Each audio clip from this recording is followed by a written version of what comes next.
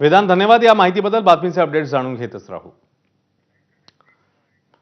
दरम्यान आझाद मैदान सोडून इतर ठिकाणी आंदोलन करणाऱ्यांवर आता कारवाई होणार आहे. हुल्लडबाजी करणाऱ्या आंदोलकांबाबत सरकारने आता कडक भूमिका घेतलेली आहे. आझाद मैदान सोडून इतर ठिकाणी आंदोलन केल्यास कारवाई होईल. मंत्री राधाकृष्ण विखे पाटील यांनी ही माहिती दिली आहे.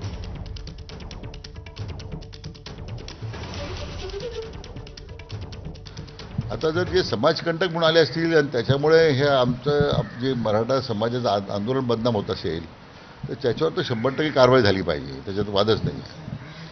कोणी आंदोलन बदनाम करू पाहत असेल तर त्यांना कोणी संरक्षण देणार नाही. मग मी कालही आणि आजही जरांगे पाटलांना मी आवाहन केलेलं आहे की ज्या लोकांना आंदोलनाला पाठिंबा द्यायचा आहे त्यांनी आझाद मैदानावरच फक्त बसावं.